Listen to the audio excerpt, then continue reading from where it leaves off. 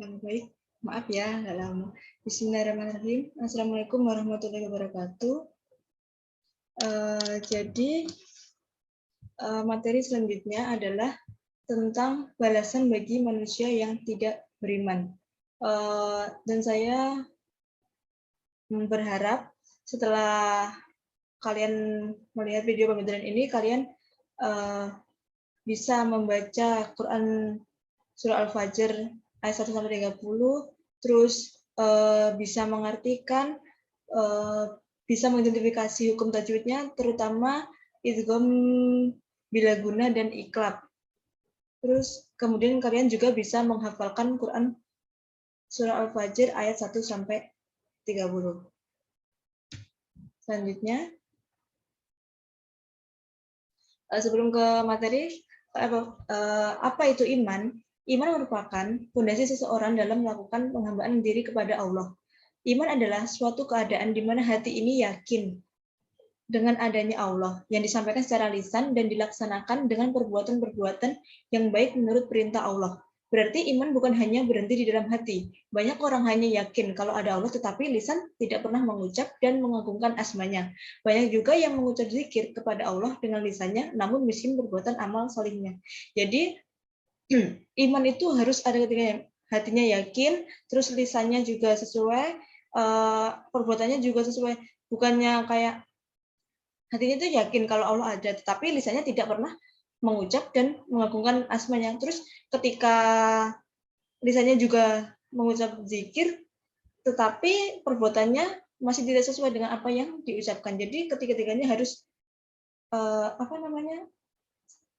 lebih dari satu gitu, nggak boleh misalnya lisannya mengagungkan asmanya Allah, tetapi perbuatannya tidak sesuai. Terus misalkan perbuatannya sesuai, tetapi ucapannya tidak bisa dijaga.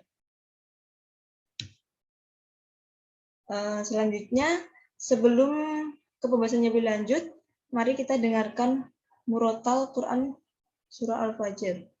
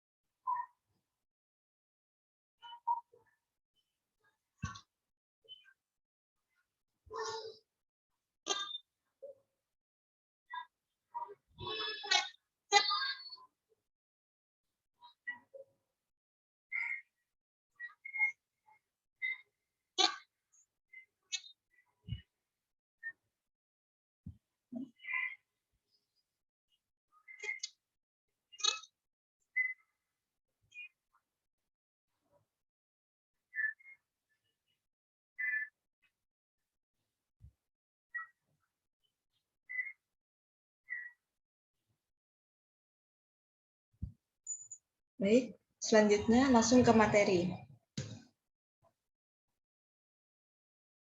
Ya, selanjutnya arti Quran Surah Al-Fajr ayat 1-30. Kalian bisa baca sendiri atau nanti saya bisa share lewat Google Classroom maupun WhatsApp Group. Selanjutnya, makna atau intisari Quran Surah Al-Fajr ayat 1-30. Yang pertama, kaum yang berbuat kerusakan dan sewenang-wenang. Tindakan sewenang-wenang yang dilakukan oleh kaum terdahulu hingga mereka menerima azab Allah. Mereka adalah kaum Ad, kaum Samud, dan kaum Raja Fir'aun. Jadi, mereka itu adalah kaum-kaum yang kuat, maju, dan sangat berpengaruh. Tetapi mereka itu menggunakan kelebihannya, kekuasaannya itu bukan untuk melindungi orang yang lemah, tetapi malah menindas fakir miskin dan orang-orang yang lemah. Maka karena perbuatan mereka itu, Allah memberikan azab kepada mereka. Terus yang kedua, perbuatan manusia di dunia. Masalah kelapangan dan kesempitan rezeki, harta dan kedudukan yang dimiliki menyebabkan orang serakah, tamak, dan kikir. Jadi ketika Allah itu memberi kalian kenikmatan berupa harta yang cukup, harta yang banyak, itu tuh bukan bermaksud apa namanya kenikmatan, tetapi itu ujian hidup. Bagaimana kalian itu menggunakan harta yang kalian miliki? Apakah kalian membagikannya atau kalian mengumpulkan sebanyak-banyaknya tapi untuk diri kalian sendiri? Nah, yang ketiga, penyesalan hari akhir. Jiwa mutmainnah yaitu jiwa yang beriman dari alam tertinggi. Mereka lah golongan orang-orang yang akan masuk ke dalam surganya. Jadi Allah juga bilang kalau orang-orang yang beriman dan selalu taat kepada perintah Allah dan menjauhi larangannya, maka akan dimasukkan ke dalam golongan orang yang masuk surga. Begitu pula sebaliknya, orang yang tidak pernah taat kepada peraturan Allah dan selalu mengingkarinya, maka mereka juga akan dimasukkan ke dalam nerakanya. Hadis tentang balasan bagi orang yang tidak beriman. An Anas bin Malik qala Rasulullah sallallahu alaihi wasallam, innallaha la yadlimu mu'minan hasanatan yu'ta biha fid dunya wa yujza biha fil akhirah wa ammal kafiru faytu'amu bi hasanati ma amila biha lillahi fid dunya hatta ida abdo ilal akhirati lam takul lahu hasanatu yujza biha. Artinya, dari Anas bin Malik radhiyallahu anhu, Rasulullah shallallahu alaihi wasallam bersabda, sesungguhnya Allah tidak berbuat zalim terhadap suatu kebaikan orang mukmin. Allah memberikan balasan di dunia dan juga akhirat. Adapun orang kafir hanya diberikan kenikmatan atas balasan kebaikan yang telah dilakukan secara ikhlas di dunia, sehingga ketika di akhirat tidak ada lagi balasan kebaikan yang diberikan kepadanya. Hadis riwayat Muslim. Jadi Allah juga bilang kepada orang yang mukmin itu balasannya diberikan apa namanya kebaikan di dunia maupun di akhirat. Tetapi kalau orang kafir hanya diberikan kenikmatan kebaikan yang telah dilakukan secara ikhlas di dunia saja, sehingga ketika di akhirat tidak ada lagi balasan kebaikan yang diberikan kepadanya.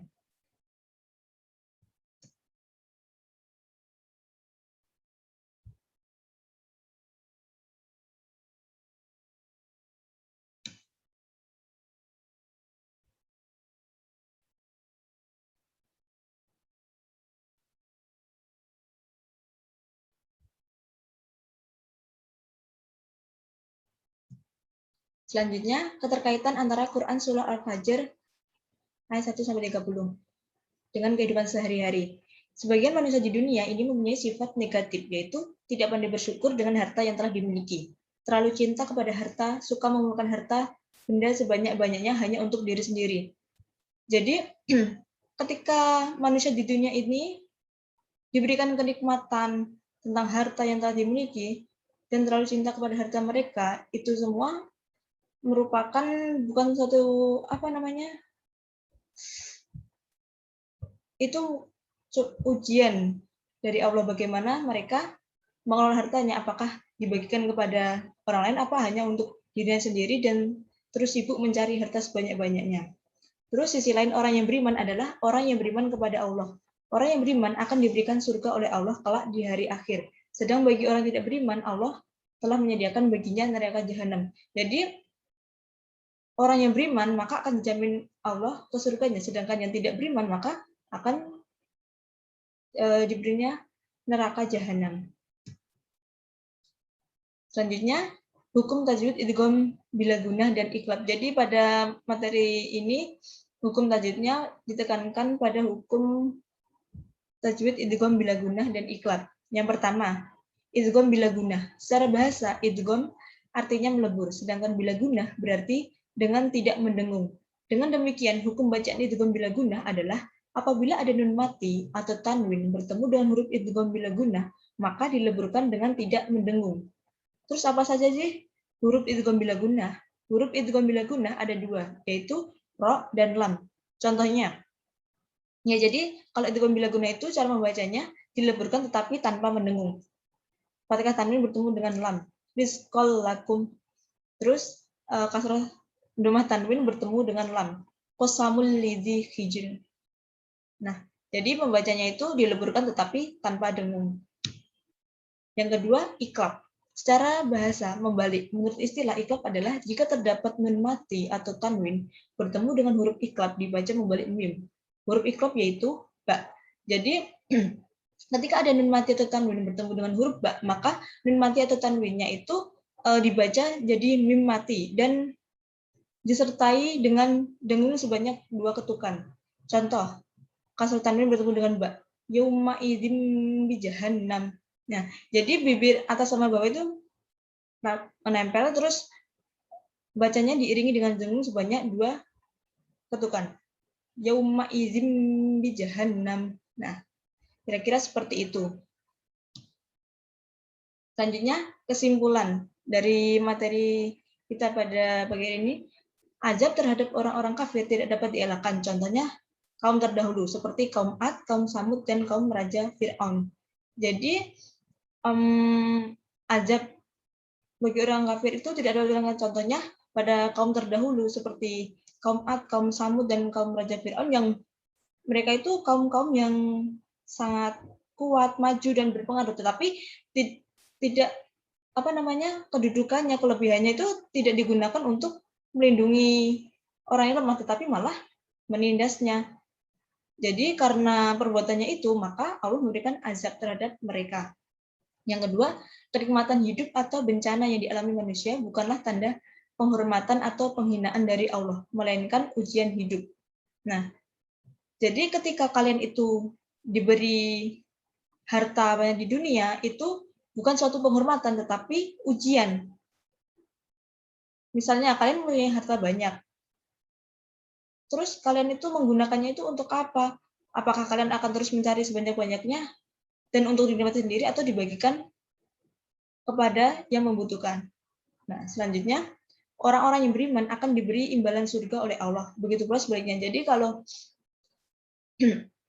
orang beriman akan dijamin Allah surga, sedangkan yang tidak beriman sebaliknya diberi imbalan neraka.